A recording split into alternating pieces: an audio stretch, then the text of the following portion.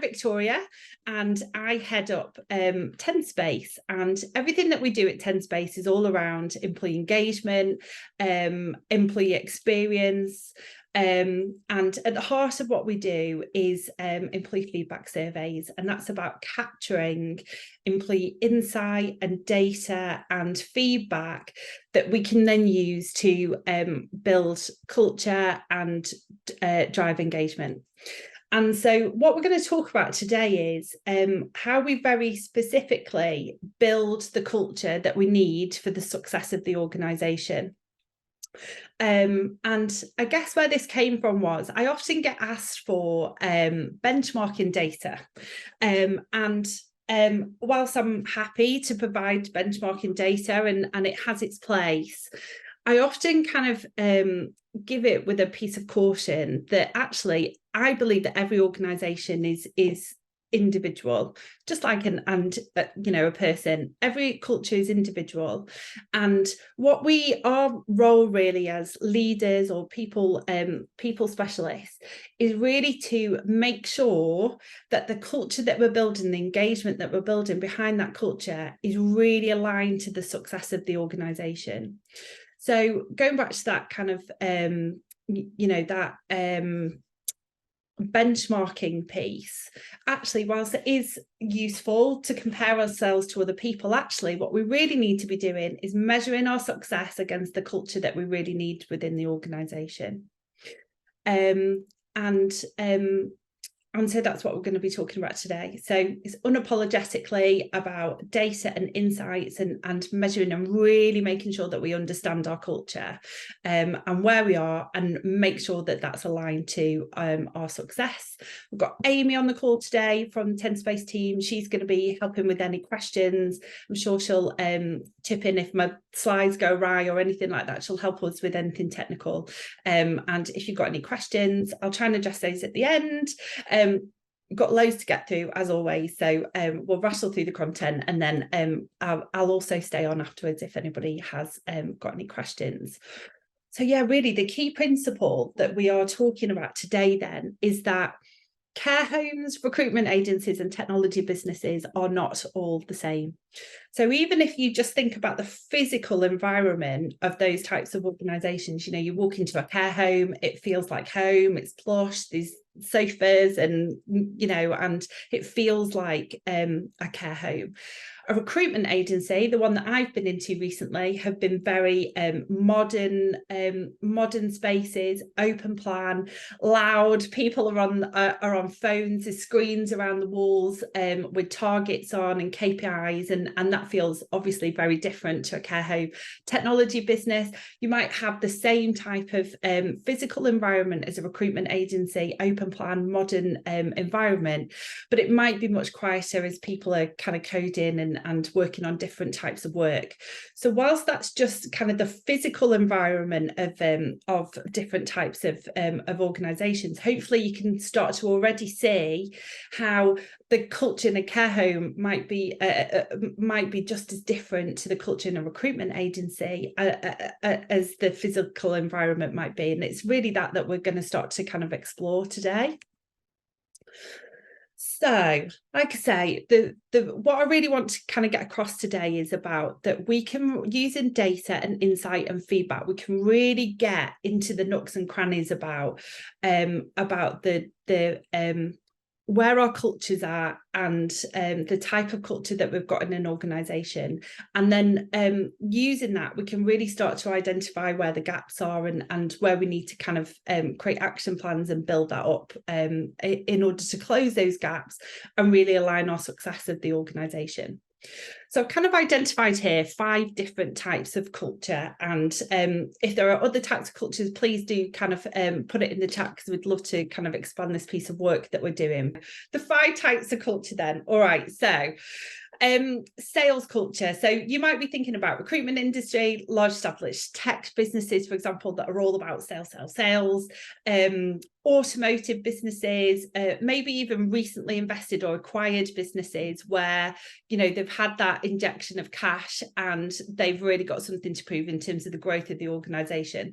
It's likely that those organisations are built with that kind of sales culture at the heart of it. And things that you might recognize in there are kind of the KPIs that might be measured, and the measures of success are really around kind of new business and revenue. And, you know, I mentioned walking into a recruitment business, you know, and the screens on the walls, and people are tracking and monitoring on kind of a, you know, a minute by minute basis of how many calls they've made and etc. And that's likely to kind of feel like a sales culture. If you compare that to more of like a customer service culture, for example, this might be things like health and social care, retail, hospitality, professional services, manufacturing, transport, etc. The focus in there might be more around things like measuring the KPIs around customer satisfaction. Did we do what we said we were going to do for our clients? And do our clients kind of love us? And are we building up that satisfaction? So before I go any further into the other examples, this isn't to say that an organisation won't, you know, a hospitality industry won't have a sales arm and a sales culture as well. It's about what is that core piece of culture, and what do we need to kind of align those other cultures towards so that they support that core culture. Because if we've got that vision and mission around customer service, for example, those other kind of teams and those cultures need to support that very specific type of culture, because that's what makes us successful in the marketplace. That's our USP. And if we get really great at customer service because we're in that type of industry, then that's how we really supercharge our cultures and charge it around success. So kind of sales, customer service, thinking about a creative culture then. So here you might, you know, if you walk into a marketing agency or an architect, if I put a blindfold on you and push you into an architect's office, you are likely to know that you are in an architect's office. It has a very specific look and feel around it. And it's because they've created this creative environment for those types of people. So arts and entertainment, marketing, you know, graphic design, social media, etc. And the measures of success here, you know, what makes them successful in the marketplace is likely to be around brand awareness and quality, the quality of the creative that they're creating. And so that's going to be, you know, when we're supercharging those organizations, it's going to be around those measures of success. You think about innovative culture, so things like tech startups, tech businesses that are really product-led, aerospace, e-commerce, apps. Now, if you think about Dyson, they win in the marketplace because of their innovative culture. You know, they've taken the hairdryer from here to here, and they created that innovation. And so, you know, things that are that supercharge their success are likely to be around new products, new product development, you know, and their reputation in the marketplace. Can they get first into the market with something new? And that's likely to be very different to some of the other cultures. And then compliance. So this might be things like financial services, legal services, you know, construction, things where there is legislation maybe in place even that means that, you know, in an innovative culture, we might test something and it might fail, or we might test something and it might fail. Whereas in a compliance culture, we might not be able to afford to fail. If we fail, there's a fine or something's gone wrong in the organisation. And that, again, can lead to kind of something very different that we might need to align our culture towards. And KPIs in a compliance culture might be around compliance and safety and security, etc. So hopefully you can kind of start to think about how some of those different cultures align. You might even be thinking about some of the cultures of the organisation that you're in, or organisations that you are working with, and how they might differ. So when we're talking about creating a fantastic culture, it's not necessarily about this single vision, this single picture about what a great culture is. It's about creating the right culture for the organisation that we're in and what that organisation is trying to achieve. So in TenSpace, we have an engagement model. And what this engagement model does is it allows us to kind of to assess engagement and culture across an organisation in a really kind of broad way. So when we're creating surveys, which is what we do, and we go and do anonymous employee feedback surveys with employees, we'll often explore things in each of these areas. And some of these things are common for all cultures, and I'll talk you through that in a minute about some of the things that are common for all fantastic cultures. And some of the things we might need to kind of drill down into into an extra level based on the type of culture that we're trying to create and what we know that organisation needs. So this is the kind of the four headings of the 10 space engagement model. So we talk about connection, that's about feeling vision, about employees feeling kind of connected to the organisation, knowing the direction of travel. Leadership is all about your relationships with your leaders and how inspired people feel by them. Fulfillment, that's about kind of creating a great experience for employees, both personally and professionally. And then well-being is about them feeling safe and secure, supported in the workplace. So really kind of taking care of our employees. And there are some nuances of how this will look and feel in different cultures, but we know that kind of broadly within each of these headings is going to be work that we need to do in order to create a great culture. So let's have a look at connecting teams then. So like I say, this is one of the things that we know that all organisations, no matter what the culture is that they're trying to create or what's going to make them successful, absolutely needs. And often we can see in the data, for example, where organisations are just ticking a box of this stuff at induction, and it's not following through into some of the messages that translate. And we know that in order to create engagement and in order to kind of really drive success in an organisation, we need all of our teams to be aligned to this single vision that we've got and this single purpose. And we need the employees to be on that journey with us. So, we need to be thinking about things like purpose. What's the organisation there to do and what role does it play? The vision, what's the future and the end state, what we're trying to achieve, and the mission. How do we achieve it? How does that organisation fulfill its purpose? Who are we serving and how are we serving them? So again, thinking about data and insight, we can measure our success in this area. We can measure how our teams are measuring kind of faring in each of these areas. And we can ask them questions, things like, in a survey, we could ask, I understand the vision and mission of the organisation and where we're heading. I'm excited about the future of the organisation. I understand the goals of the organisation, the part that I play in achieving them, and day-to-day actions taken are consistent with the vision, mission, values of the organisation. And when you're thinking about kind of action planning and really shaping up that culture, you can see where, for example, if we're segmenting a survey into teams, and we can see that our sales team are really aligned, but our customer service team are over here. And, you can start to see where that data and that insight is going to be really, really useful when it comes to really making sure that our teams are aligned with journey and purpose and vision, mission, etc. So then thinking about aligning our leaders. So this is something that, again, we know is common across all cultures and all types of organisations. Those leaders within an organisation are absolutely critical to the success of that organisation, the success of the engagement, the success of the culture. And there's kind of two pieces of work that we explore when we look at leaders. One, we look at the effectiveness of leaders, and we make sure that the teams underneath them are getting what they need in terms of leaders. And again, if you think about those kind of 5 different cultures, leadership in a compliance organisation is going to feel very different to leadership in a creative organisation. So it's really about understanding, are those teams getting what they need from their leaders? Not are they a great, just a generic great leader, but are they getting what they need to align to the success of the organisation? So that's the first part, the team's getting what they need out of their leaders. The second part is that we know that leaders are the real key to scaling engagement and culture in an organisation. They're the biggest influence that that we have on culture within an organization. So we can also need to check in that leaders themselves are engaged, and we can often do that through kind of looking at layers within an organization and understanding their engagement through the layers in the organization, and making sure that those leaders are absolutely engaged, they're supercharged, they're aligned to the culture, and they're delivering to their teams what they need to do. So again, we can measure this kind of stuff, and we can test this stuff in questions to our teams and surveys. So things like, my leader enhances the performance of our team.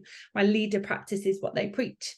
My leader keeps my team focused on our goals, and my leader gives me support that I need to deliver in my role. So then thinking about kind of the next section that's quite kind of common across all of organizations, thinking about creating fulfilling roles and experiences. And this is about making sure that those opportunities and the experiences that employees have within our organization really align to what you're trying to achieve. So things like recognition plans, that we're recognizing and rewarding the right things. And, I've seen it more than once where we're saying that we're a customer service organization, but actually the people who are the most highly recognized and rewarded in the organization are the sales team, or the people who get the most shout outs and are celebrated are the tech and innovation team. And you can see how there's kind of a mismatch there. So it's really important that we're kind of aligning recognition, and that really drives what we're trying to create in terms of the culture. Things like career progression plans, a career progression plan might look very different in a customer service kind of caring responsibility to an innovative culture. And are we really giving our teams what they need from that perspective? Again, things like work-life balance would sit in this area as well. I hate to say it, but things like, is your decision around bringing people into the office or letting people work from home, is that aligned to your culture? You'll often see that sales cultures are very office-based, because that's how they like to operate, and that aligns more to their culture than an innovative culture, for example. So things that we can measure in this area are things like the recognition I receive in my role inspires me to do more at our organisation. I believe the work that I do makes a difference. I'm clear on how I can progress my career in this organisation, and I'm able to create the work-life balance that I need in this organisation. So again, you can see how some of those, through finding out this insight from our teams, how some of this might help us to build up an action plan, and we can start to shape that culture accordingly. And then the final kind of area that we would suggest that everybody looks at is around well-being and making sure that we're supporting and taking care of employees. This is going to be absolutely a key part of any culture that we're trying to create, and making sure that those employees that we need to be on top of the game are really well supported. So things that we can ask in this area is, is the culture in this organisation, does it support me in my role? I feel I truly belong in this organisation. We're getting into kind of belonging and inclusion in the organisation. I feel valued as an individual at this organisation, and this organisation is an employee-first organisation. So again, they are really key areas that we would suggest that are common for all types of culture. And if you aren't already capturing data and capturing insight, or you aren't already absolutely confident that your teams are kind of aligned in those key areas, then that's the first place to start. But if we want to go like a layer deeper, and we want to get a bit more geeky about this, and we really want to shape up our cultures, what we need to do is start to think about some of the specific stuff that drives success for our employees in each of these areas, and might get really kind of specific in terms of the culture. So let's have a look at sales culture first then. So in a sales culture, I would say that they really need to make sure that they've got the training and the knowledge that they need to deliver. They've got the tools that they need to deliver. That's including kind of tech and equipment, and that they've got the time that they need to deliver as well. We're not tying sales heroes up with paperwork, for example, and that they feel motivated and inspired by their targets and rewards. So we can get really specific in a sales type culture by asking more specific questions that will be driving their success. Things like, I feel the culture is fully aligned to me and my sales-based role. I have the tools and the time I need to focus on new business. The compensation I receive in my role encourages me to do more, and I believe my achievements and successes are well recognised within the organisation.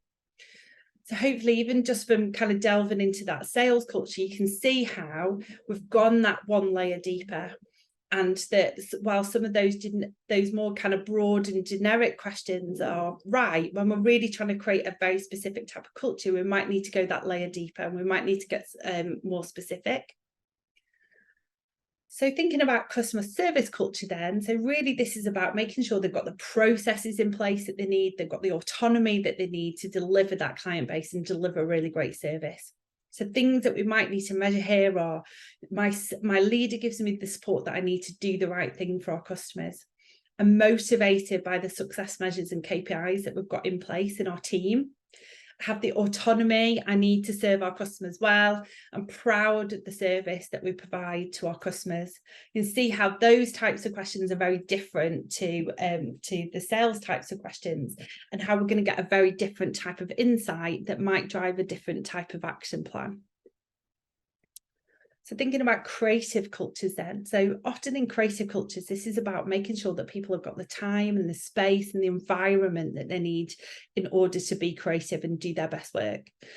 So here we might want to ask questions more like, I've got the time and space I need to be my full creative self. Our physical working environment inspires me to do more. I'm inspired by the type of work that I do and the customers that I work with. I believe my creativity is valued and appreciated at this organisation. Let's think about innovative cultures then. So this is the key element often for innovative cultures, is around making sure that they've got the investment that they need to be fully innovative, and that they've importantly got that psychological safety of knowing that if it fails, that is part of the process. And as I said earlier, you know, failure can often be a catastrophic thing in a compliance organisation, where failure is actually critical in an innovative culture. So we might want to ask things like, I'm able to share my ideas in this organisation. Failing fast is an accepted part of our culture in this organisation. I have the investment I need to deliver my full potential in my role. We have a diverse culture in this organisation that welcomes new ideas and contributions. Okay, and then finally, so compliance culture. So this in a compliance culture, this is often about the knowledge of what the requirements are of them and how they can contribute to achieving those. So it might be things, we ask questions such as, I understand the policies and procedures that are in place in our organisation and within my role, and why these are important. The measurements of success that we have in place are effective in helping me deliver against expectations. I feel safe to raise any concerns that we have in this organisation, and I have all the training and support I need to succeed in my role. So hopefully you can see how actually by kind of making the data and the insight that we're collecting from our employees very specific to the culture that we need to create, then we can go kind of that layer deeper in terms of where do we need to align our culture? What are the gaps very specifically about the culture that we're trying to create? And how do we then kind of work to go and plug those gaps? And that's when we start to take action. So if we've got that data, we've got that insight, we can then start to go an action plan around that. So it might be, you know, that we find out that our rewards and recognition processes aren't right. Might find that the working environment isn't right. They've not got the tools that they need, or the leaders just aren't aligned in the way that we need them to be. And it's all of this stuff that we're going to understand from going and collecting employee feedback and really understanding that insight. And then we'd recommend that you do that on a regular basis. Of course, I'm talking about surveys. You might have a different way of going and collecting this insight. But, you know, for those of you who are still doing annual engagement surveys, for example, but using that data to try and kind of track and monitor success against a culture evolution that you're trying to do, I would argue that it's probably not, well, it isn't, it's not often enough. if you have got an action plan in place and you are trying to evolve a culture and really try and close some gaps, you need to be on top of that, and you need to be staying ahead, and you really need to have that continual kind of flow of data and insight coming into your kind of vision, so that you really understand where those gaps are and the work that you've still got to do to really kind of align everything in place. Okay, I've talked 100 miles an hour. So some key takeaways then. So no two cultures are the same, and that the success that you can really achieve in your organisation is around creating exactly the type of culture that you need. And hopefully I've kind of given you some thoughts around how you can start to do that with data and insight from your employees. And you can use that data and insight and feedback to really understand that culture and really get under the skin of it and really make sure that you understand what's going on. And there are really common elements that make up all great cultures. Sometimes you might want to start there, but then you also might want to really start to craft your culture around exactly what you need. And you might need some very specific insight and data when it comes to that. And then it's about taking action. So there's no point in just kind of having all this fantastic insight and understanding about where your gaps are without kind of taking action and making sure that you're staying on track. And then really making sure that you are keeping on checking in and you are monitoring, and that you really understand where you are in terms of your journey and that evolution of the culture that you're trying to create. Big deep breath. Okay, so if you want to keep in touch, then that is our website, 10space.co.uk. You can find out all about our platform on there and all about our team. That's my email address. I'm really happy for anybody to email directly after the call if you've got any questions or anything that I didn't address today.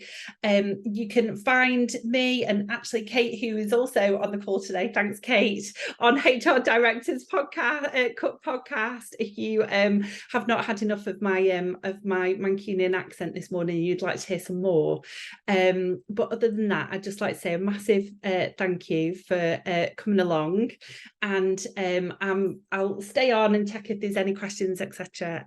But other than that, thank you very much. Thanks. Brilliant. Amy's put some additional links and stuff in the chat if you want to just go and have a look at that before you drop off. And then if anyone's got any questions, then give me a shout. Thanks very much, everybody. I've got a question. Yes. When I work with a lot of my clients, their understanding of culture is kind of the same as values. So they can be pretty bland, important but bland, a nice culture, a kind culture, integrity, honesty, trust, all of those kinds of things. Yeah. How would you recommend that somebody sort of presents this information to say, no, we need our culture to fit what our mission and our vision is? How would you present that? Because sometimes CEOs or leadership teams, they're like, well, we can't get rid of having integrity, and we can't get rid of honesty and trust and stuff like that. How would you sort of persuade them to to make their culture more purposeful and more aligned with their mission and vision? No, I think, again, it starts with the data, but probably a different type of data. So I think I'd be looking at what they are looking to achieve as an organization. What's the strategy that they've got in place? What are the goals and the targets that they've set themselves? And then looking at how those teams are performing against it. So, for example, sales one's really easy, isn't it? We have got an enormous sales target, but actually our sales team are over here, and they are 25% below target and have been for the last 12 months. It's data like that the commercial leaders will probably kind of connect with, if you like, and that can then start you on the conversation of, actually, there's something amiss in that sales team. It's either we've got the wrong people in there or the culture's not right. So let's go and explore that in a bit more detail, and make sure that we've got everything that we need in place in order to supercharge them. And you can work with those sales leaders, for example, to kind of build those survey questions to then go in to make sure that you're really aligning those questions to what they're trying to achieve as a sales leader. I don't know whether I answered your question then. No, it's really helpful. It's you see it all the time, don't you? You'll see like a drive for a company to really innovate and really pivot, but then you might have a leadership team of people that are really risk averse, or really focus on compliance, and it can be difficult to sort of break through sometimes. But you're absolutely right, starting with data and saying, well, it's not working. So we either need to lower our expectations of the targets, which nobody wants to do because we've got, we've made promises to the board or investors or what have you, or we have to change, the mindset of the leadership team. Yeah, often. and I think often a culture, the need for a different culture can change as the organization evolves, but the culture doesn't evolve with it.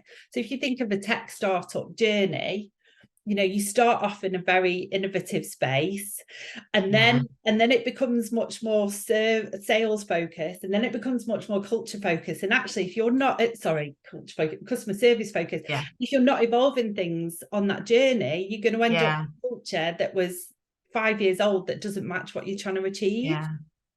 Sometimes companies can kind of go like that, can't they? They can be in. I'm just thinking about, like, for example, HubSpot. They would have been really innovative. They were ruthless, absolutely ruthless, and they understood that people weren't going to stay there, but they would be really innovative. And then they moved to, well, we've got to sell it. And now they're kind of moving to, well, we've got to do something different now. We've got to set ourselves apart because people have caught up with us. So it kind of goes like that, doesn't it? Yeah, it does. It's a great to manage. Example. Yeah, and I think that is why it's so important for us as like leaders and HR leaders to really be aligned to what is the space that the organization is in, what we're trying to achieve, and then making sure that the culture aligns to it. And you need all that insight to do it. Yeah, definitely. Thank you. It's like a little mini podcast there for I love that. It was, yeah. So we haven't got Lisa dropping F-bombs all over the place. Love it. Thank you very much. Yeah, go and check us out on the podcast if you want to hear more of that type of conversation with Kate now.